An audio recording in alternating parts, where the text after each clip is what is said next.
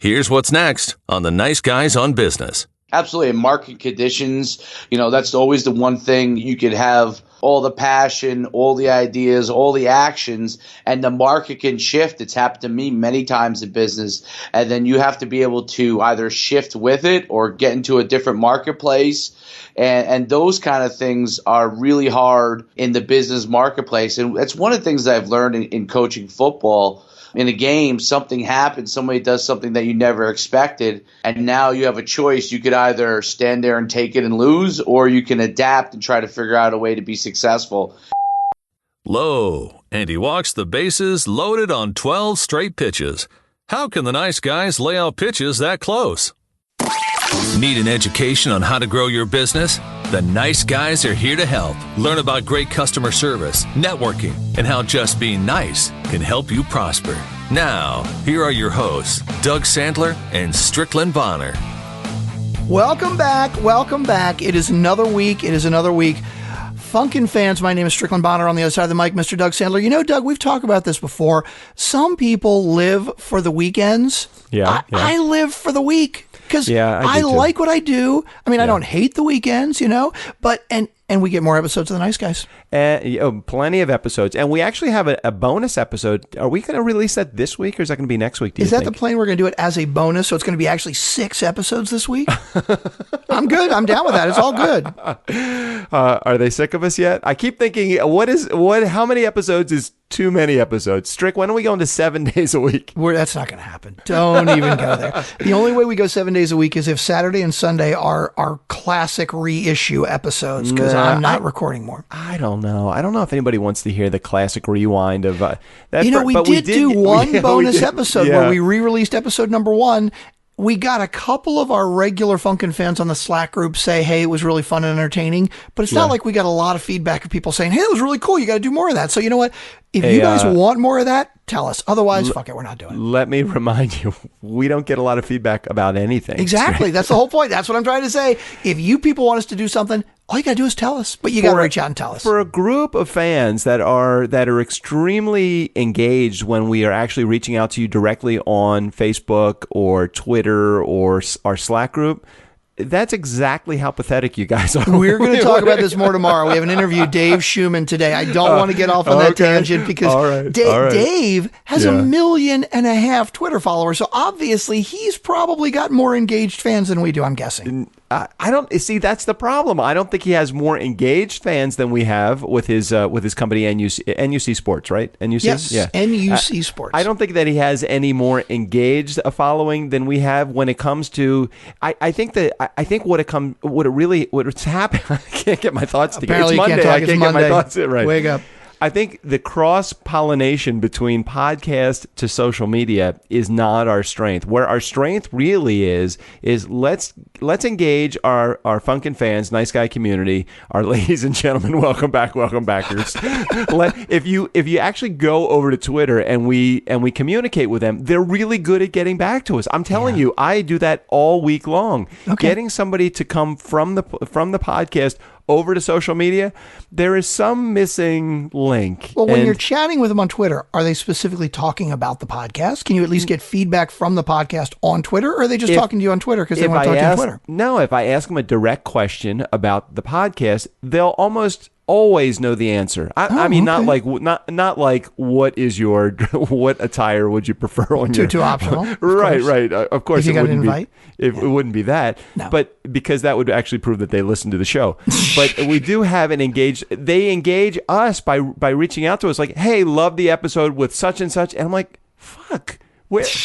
All we're asking that same person to do is listen to the podcast. You know what it is? I think we put out so many episodes that by the time they hear it on the podcast, it's like 3 or 4 weeks later. What percentage? This is interesting. What? What, Mar? Focus. Wait, is that the drop, or is that actually? It's Mar? I got a new drop because here was the original drop. Come on, focus, guys, focus. And Mar pointed out that it sounds like it's a little angry, it's a little forceful, and she's not like that, right? Okay. She's like real. So I got a new one. What's the new one? Focus. It's like I think I just need to turn the volume up a bit because she's like whispering. Focus. Now, it's funny because the forceful one, she actually says it 3 times. And if you hear the third one, she starts laughing and it makes it tempers the whole thing. Here, listen. Wait. Come on, focus, guys. Focus. Focus. You see what she does? The problem is by the time she gets to the third one, you and I are laughing over it. So we don't even hear it usually. But now I have 2. When Mar's not here, she's still here. NUC Sports Camp Difference. We'll get to Dave into this. I know. We'll get to Dave. I hope he's a good guy. I've already cursed, and we're already rambling, and have barely talked about him. Dude, he works with professional athletes and aspiring professional athletes. Okay. You know that he's dealing with a locker room full of locker room talk. All right, fair enough. My question is, though, and maybe you know the answer. Maybe we can chat about this more tomorrow. But I think I just had a realization of what may be going on with our community. Oh, yeah? We put out such an enormous amount of content, Strickland. True. That if today we are releasing the show, when do you think on average somebody is going to be listening to that podcast? Now, the hardcore fans have kept up with us straight along, and those are the ones that are on our Slack group, and those are the ones that we get feedback from, I believe, on a regular basis. Somebody listening to an episode today... Mm-hmm. When are they actually, an episode that we're recording today, when are they actually going to be listening to it? It might be a month later. I'll give you my history of the way I listen to podcasts. Now, I don't listen to very many that post 5 days a week. I don't think I listen to any that post 5 days a week. But typically... Who would be stupid enough to do that? If I step away from a podcast for a couple of weeks, when I go back and listen to one, I listen to the most recent. Oh. And usually, if I really liked it, I may go back and listen to last week's or listen to the week before. But everybody's different. I'm curious to hear what other people do, right? If I miss 4 weeks in a row, I'm typically not going to go back and listen to the 4 week ago and the 3 week. I'm going to start with the most recent because I want it to be timely. That's different than the way I do it. Like I listen to a show called We Have Concerns. We Have Concerns, right? Thank you. When I listen, if I've missed for 3 or 4 weeks, which I've have many times, I don't want to, because sometimes it's a continuing story, or sometimes they make reference. Like one of the guys, his wife had a baby, so I didn't want to I don't want to spoil it by listening to a more recent episode. I want to build up to it. It's almost like a timeline. It is interesting, though, because you're right. When I think about it, like, I listen to Dan Savage Lovecast. I've been listening to that one a lot. I really, really like it. And at the end of the episode, like, he answers a lot of listener questions, right? At the end of the episode, he usually has people call in and comment about the previous week's episode. They're like, hey, Dan, I just wanted to make a comment about the caller from last week that did this and this and this and this.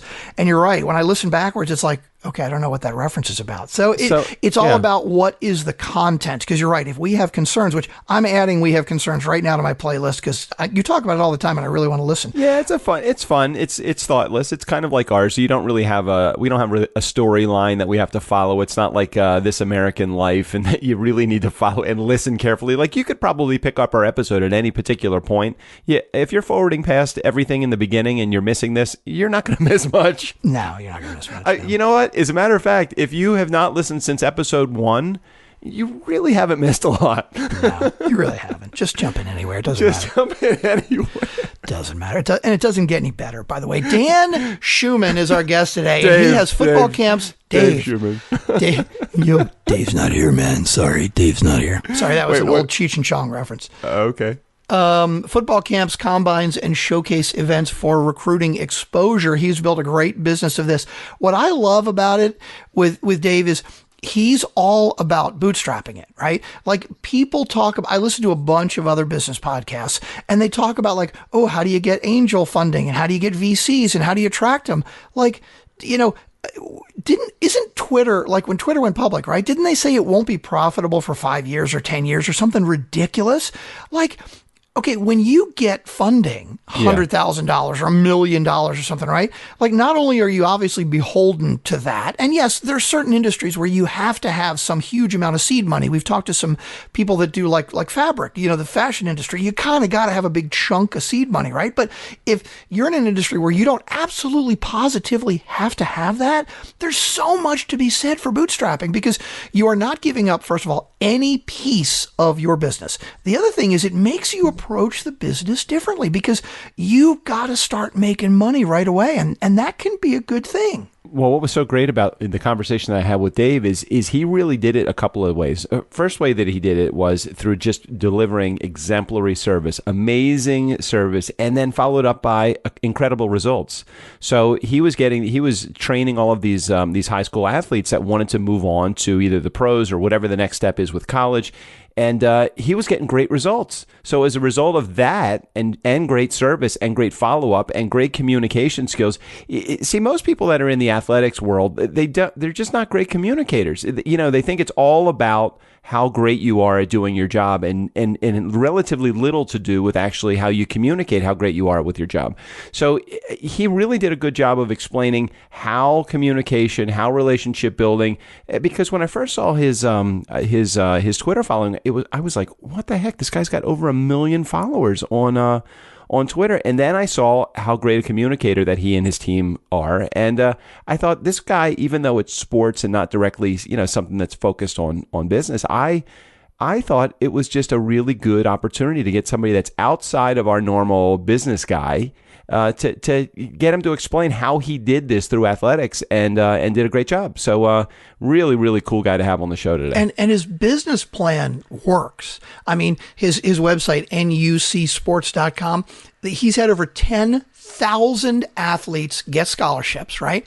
And there are currently 300 NFL players that got their start at NUC sports events. That's amazing. I mean, you don't realize how elite it is to become an NFL athlete. I mean, you think about the guys that just get like a college scholarship, and then it's an incredibly small percentage that ever make it into the NFL. 300 NFL players went through NUC sports, and that's kind of amazing. Yeah, we talk about how to get and keep staff, how to treat your staff once you have them, how to treat your clients, communication essential in order to be successful, and what it's like to bootstrap. He's got, I forget, some crazy number, like 20,000 kids that go through or athletes that go through his program on, I think, like a quarterly basis. Well, he'll explain all the demos of his group when we do the interview in just a couple of minutes, but just a very, very cool guy, down to earth guy, really extremely over the top success, and loved having a chance to interview Dave. So let's get to that interview.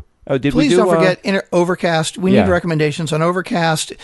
We know you're listening on Overcast. Just click on the little star recommend button. Every individual episode, we are number one in business because of you guys right now on Overcast, and we fucking love that Tim Ferriss is looking up our ass, okay? And all the other guys. I mean, the little engine that could, all right? That's us, and it's all because of you guys. We love it. Please keep up the great work. Please keep recommending us on Overcast. And just one final reminder, we have a reach goal here. I know this is Monday's show, so we're going to tell you what our goal is. In the month of June, we went over 700,000 downloads. Where, as of the time that this comes out, I think we're going to be around 710,000 downloads.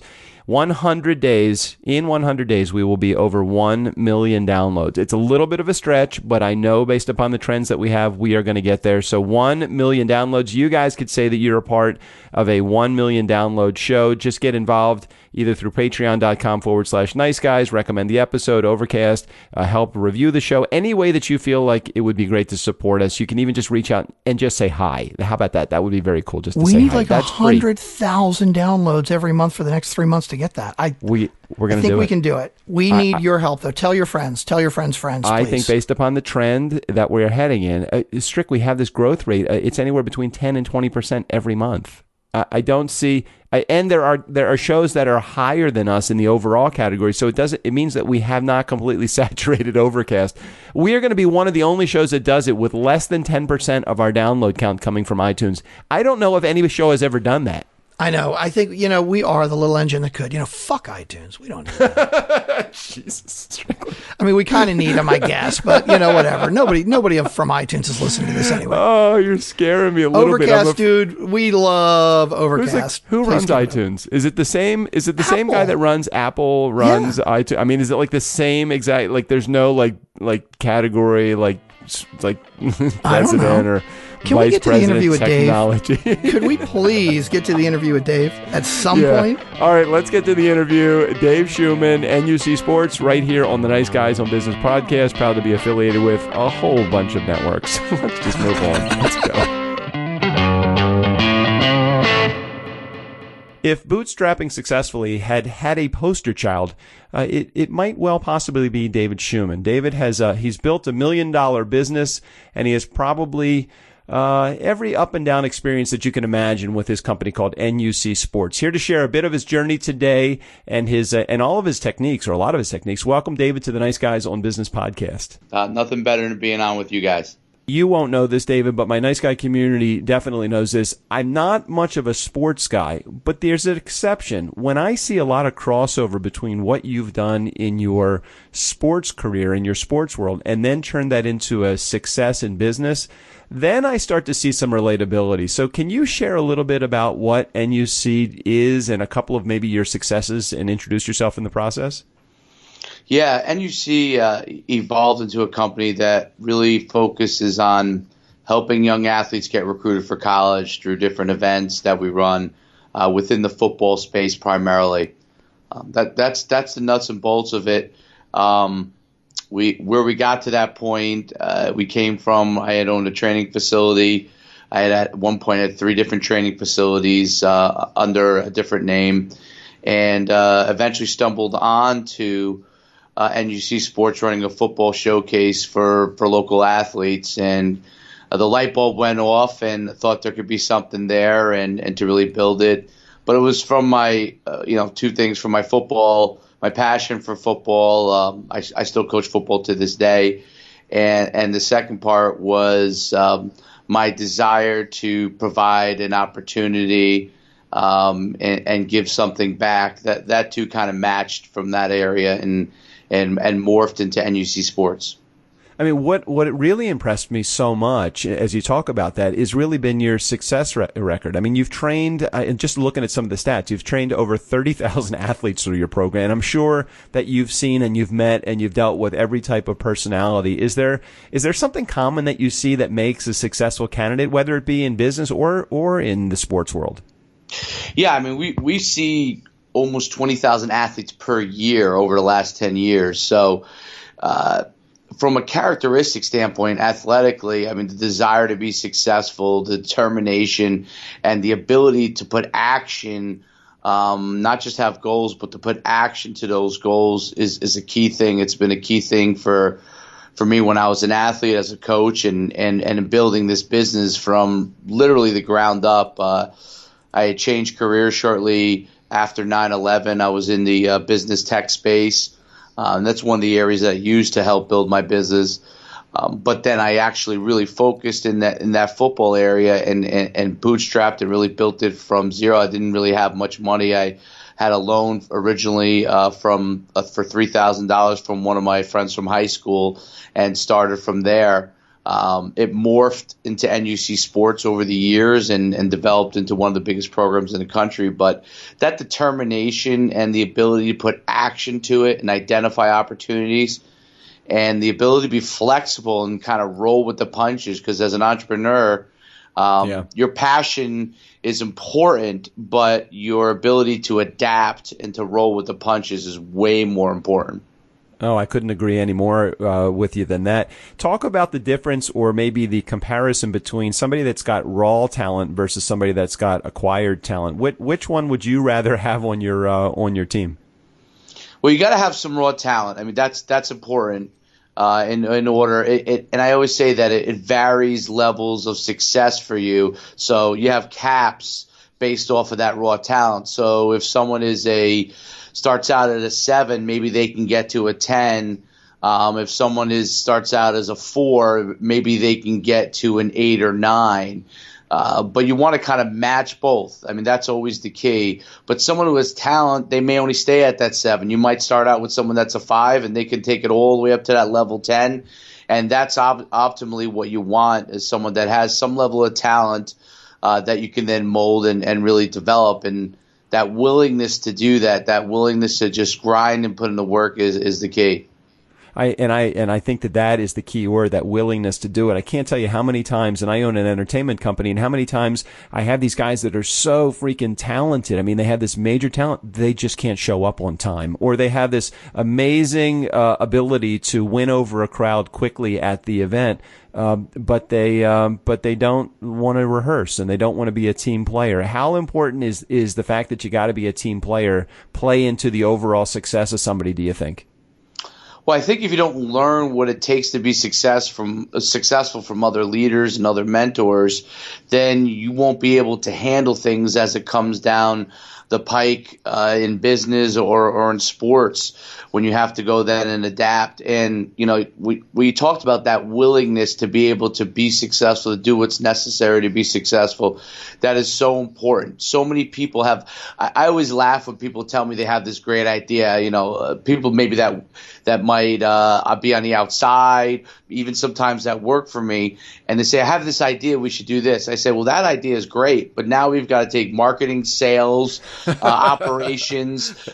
Are you going to be the one driving that idea, or did you just come up with the idea and just throw it up against the wall? I mean, and it's funny, but as a business owner, I always laugh at the fact that someone will say, I have this great idea. And I say, I have reams of paper of ideas that I've had that I've never, ever enacted, many of which other people have gone on to do. But I didn't, have that desire to go and make that idea a reality. I like when people say, oh, I had the idea for Uber, or I had the idea for Snapchat. But it was the owners of Uber or Snapchat or any of these other companies that went and enacted on that idea and made it a reality. Ideas are worth absolutely nothing if there's no action behind them. 100%. Oh my gosh, it's so funny. I always tell everybody I'm not short of ideas. I'm just short of the time to implement the ideas. And part of that, really, and I never even thought about it the way that you're presenting it. Part of it is you have to have all these other components. You can be a great big picture guy, but unless you have the small picture people that can put the details together, or the detailed people, it's going to fall flat on its face, or it's going to fall flat on its idea. Absolutely. In market conditions, that's always the one thing you could have. All the passion, all the ideas, all the actions, and the market can shift. It's happened to me many times in business. And then you have to be able to either shift with it or get into a different marketplace. And those kind of things are really hard in the business marketplace. And that's one of the things that I've learned in coaching football for so many years and playing sports, is that in a game, something happens, somebody does something that you never expected. And now you have a choice. You could either stand there and take it and lose, or you can adapt and try to figure out a way to be successful. And that adaptability is so important in business. I've had, since I started my company back in 2002, I was originally training athletes out of my truck, just doing speed and quickness training, and then it evolved into a training facility, then evolved into NGC Sports. So it's constantly evolving, and my program is always constantly evolving, because somebody sees something you do real well, and what do? They jump into that marketplace, and now your market share might get eroded, especially if you don't have, when you're someone like me who's always bootstrapping stuff. If you don't have that huge amount of backing in it, you have to be able to adapt in order to be successful as a small business owner. Well, and how do you compete? Because you got a company, let's say that you, and I don't know this to be a real life example, but I'm going to paint the scenario for you. You've created a great training system, you've created a great program, you've bootstrapped everything, and you have these great ideas, and you get somebody that comes through your program, and then they go to a Nike training facility, or they go to Reebok or Adidas or any of the big name, the big box, big brands. And they clobber you from a financial perspective because they can invest millions, hundreds of millions of dollars. How do you compete on an equal playing field with a company that has deep pockets when you're bootstrapping everything? I mean, for me, part of it's experience. So the experience that they have with us is critical. If that experience is good or bad, it's going to have ramifications for us. So we have to be able to give the customer experience that's very good and different than they might have from another event. And our follow-up has to be real important, how we continue to follow up. the standard things like customer service is important, but not just answering everything from a customer service standpoint, because people always think in the business, I laugh when Zappos says, we have a client service man, customer service manager. Well, they're on a mass market scale standpoint. Yeah. We have scale, but we don't have mass market scale. So our customers have to be a certain type of clientele that fit what we're looking to accomplish and what they're looking to accomplish. So not everybody's a fit for us. And then the other thing is that when we have our programs, tweaking our programs so they're different. Now, what does happen? Obviously, competitors see that you have success. They copy, continuously tweaking your programs and staying ahead of the curve. Yeah, absolutely. Absolutely. And I can see that for sure. And I can see that you guys probably do things. You have to do it a little bit differently. You have to be nimble and light and quick to be able to make those turns quickly in business. Translate success on the playing field or from the playing field into the boardroom. Who are your most successful staff members? I don't mean names wise, but I mean, what personality traits or what kind of people are the best staff members for you, and what makes them successful? Because I'm assuming that you're not doing this all on your own. You have a pretty good staff. Yeah. So one of the things with us is we have seasonal staff because of the nature of some of our programs. And there's two kind of key sets that I look for. One is somebody that can handle things on their own. I know it sounds crazy to say something like, because it sounds simple, but I have found that finding people that work for you that can handle things on their own is very, very hard to find. That you don't have to tell them be texting back and forth all day and minimizing your production because they can't be productive without you holding their hand. That's the number one most important quality that I look for. That's self-sufficiency, somebody that you can give a task to and they figure it out. And the second thing is willing to listen, learn, and then act. That's all one thing. To listen to what you're trying to get accomplished, for them to learn about what you're trying to get done, and then to be able to act on that. Those two key things are critical. And then the third, a subset of that is any person that can bring in business is gold. It's funny. Rainmaker. You like the rainmaker, right? Yep. Guys who can bring in business and bring customers.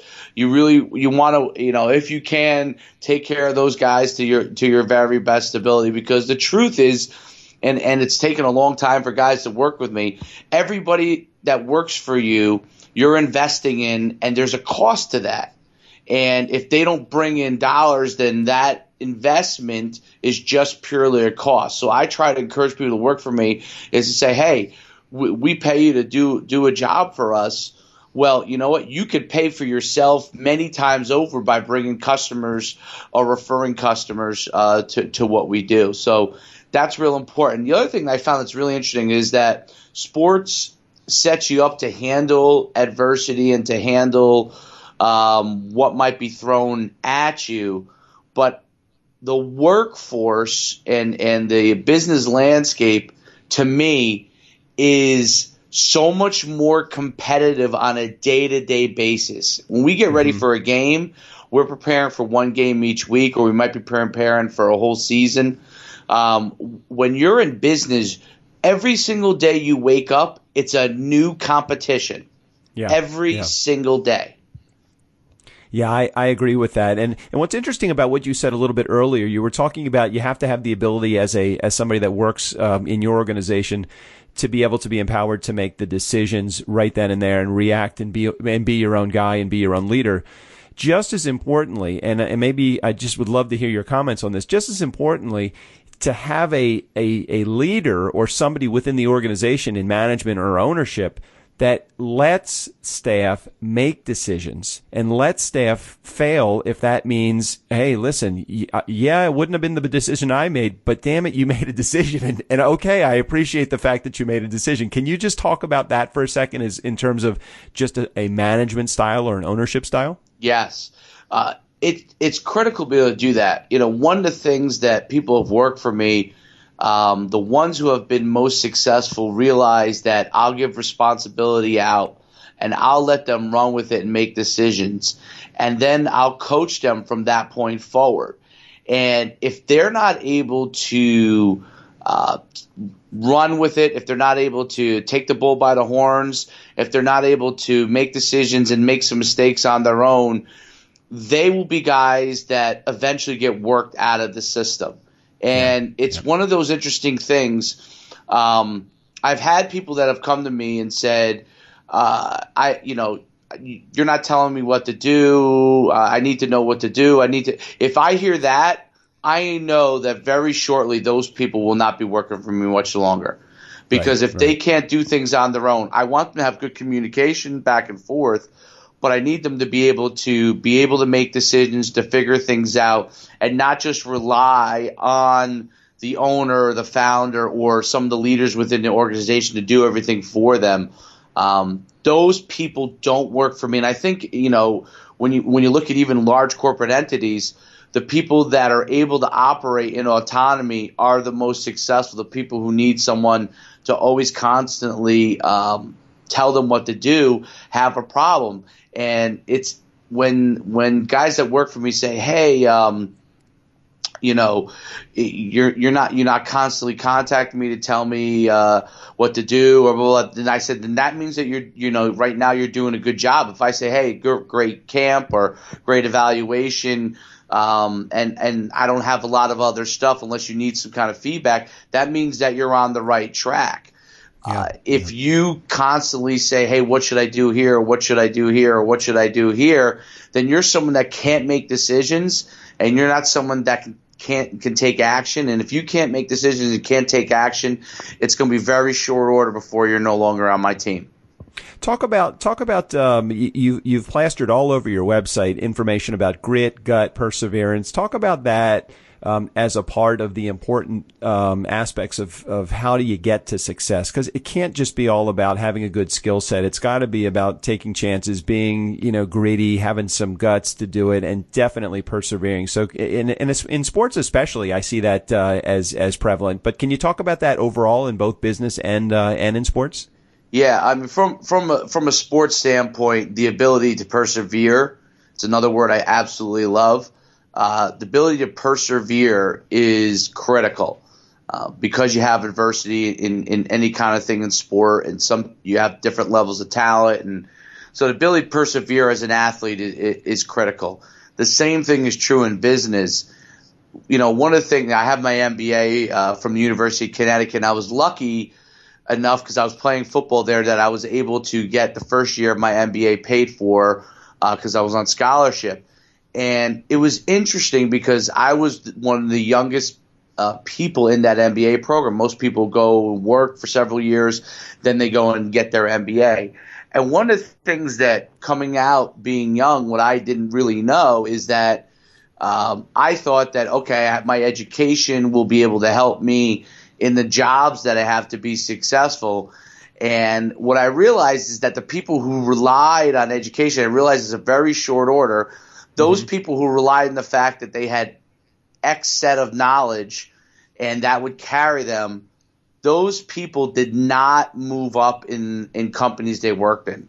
Right. And what I realized very quickly, and the guy who brought me in, my very first job after I was an MBA, I worked for this company called IMC. They've since been sold a couple of years ago for, I think, $500 million. But at the time, the company was only like a $50 million company. And that CEO was an alma mater of my school. And he said the more that you can get involved on the business development side, the more that you can learn and not just have your technical knowledge, but interact with people, the better off you'll be. And I watched my career in the tech space skyrocket during that initial dot-com boom and then bust. And it taught me a lot because guys who from that bust period in the dot-com era, that initial dot-com, and a lot of the younger people don't remember that stuff, but I know it real well. They were stuck on their technical knowledge. They built websites, they coded in C++, or they coded in HTML, and they never continued to adapt their knowledge base. They never continued to adapt their skill set, and they struggled getting jobs during the bust period. The people who had what we call soft skills, with personal ability to talk with people and communicate. Those people continue to develop their skill sets, and that learning is critical in business because business is always evolving. New competitors come in, new competitors go, and people always say, well, this company is so successful, Google's successful, Apple's successful. Well, at one time there was Standard Oil, which there is no such company called Standard Oil. Yep. Which is owned by the Rockefellers, which is the most wealthiest family, but that company is no longer in existence. There's all kinds of companies that you can go and point to that the horse and carriage is no longer in existence once Ford invented the car. And there's companies all over the place that go in and out, and the ability to adapt is the key because you may have to adapt your product, you may have to adapt your service. You may have to overhaul your whole entire business. I've taken business units that I've had, and I don't get married to them. I from an ego standpoint, you love what you've built, but you can't get caught up in a product that you have, or maybe even sometimes a business, in order to ultimately be successful. You have to be able to adapt and continue to figure out what your skill set is, what you need to continue to learn to be successful. And that might be in the company I have. 15 years from now, if we're talking again, I might be owning a different company. Right. And as a good friend of mine, Jeffrey Hazlett, would say, it is adapt, change, or die. And it's just simple. I mean, it's the whole Kodak model. I mean, Kodak was not in the business of making film. They were in the business of making memories, and they were stuck in the film world, and that's why they went out of business. They forgot that they were memory makers. They weren't filmmakers. Kodak should have been Facebook.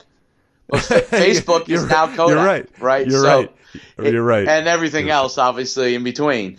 But that's so interesting you say that. That's 100% the truth, no doubt about it. Hey, before we wrap up, Dave, and I really appreciate you going a little overtime with me. Before we wrap up, I want to talk about technology for a second, because you have this huge social following in the millions. And how did you make that happen, and how has that really aided you?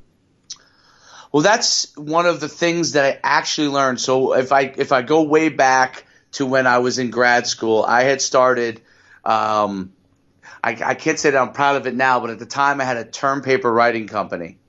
Okay. And well, that's something to be proud of. You built a business. Yes.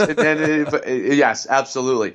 And in 1998, we did $144,000 in sales with that term paper writing company, and it was completely built online. I built the site myself. I taught myself HTML over winter break at school in my MBA program. Put the site up.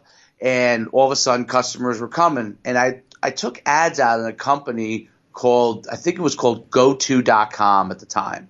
Okay. And I paid for ads.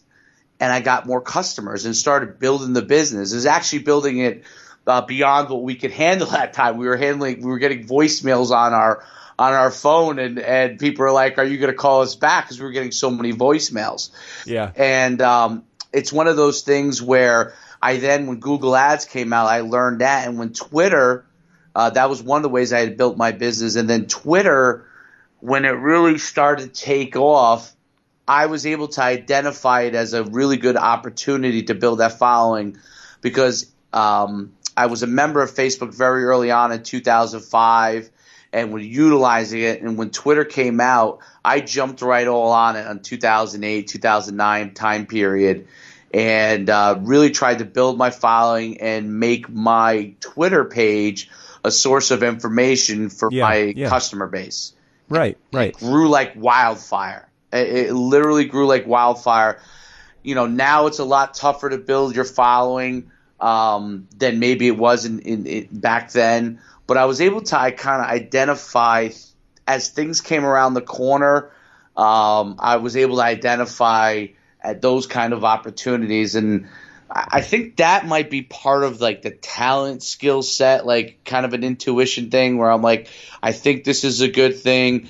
I'm one of the people that have always said that I'm not so sure about Snapchat because for a business owner, I still, if I'm a celebrity and I'm a Kardashian, I get it. But if I'm a business owner and I'm trying to build a brand, I think the scalability on it is very, very difficult. without investing your majority of your time there. And I don't know if that's feasible for a lot of businesses. So, well, you certainly have done it very well and successfully on Twitter. I can attest to that just in watching some of and it's an engaged community too. I know it's hard to engage 1.5 million people, but man, you're on it all the time, or maybe you have a team of people that are working it with you. In either case, you do it successfully. So well done, Dave. Thank you. Hey, so before we wrap up, I'm very curious, and I don't know if this is a part of your offering, what you have that's out there in the world as part of the services that you provide outside of the sports world. But I know I've got to have a lot of sports fanatics in our audience that would love to use the theories and the practices and the tactics that you have in business. Do you do any consulting from that perspective? I do, if it's contacted to me. I have a podcast that I do called Success for Life, which we ran all last summer into the fall, and we start in late July, early August again this year, where I do a lot of interviews and discussions about different things in business and what has actually made people successful. But yes, you could always reach me at dave@nucsports.com. And I'm glad to help anybody from a business standpoint. I'm glad to coach them, and on a one-off consulting basis. I operate a business, so I would be selecting on who I work with. But absolutely, that's awesome. That's awesome. We'll make sure that we put our all of your contact information in our show notes as well. Dave, thank you so much for being a part of the community. Thanks for reaching out to me and accepting my invitation to come on the show. Definitely valuable information and a great guest. Thanks for being here. Thank you very much. Hey, Nice Guy community, never underestimate the value of nice. Again, special thanks to Dave Schuman for being a part of the group. All of his information in the show notes about NUC and how to get a hold of him and to check out his podcast as well. Steve O'Brien, go ahead and take us out of here. For Doug, Strickland, the Nice Guys on Business podcast, I'm Steve O'Brien. Yo, bartender, Jobo needs a refill.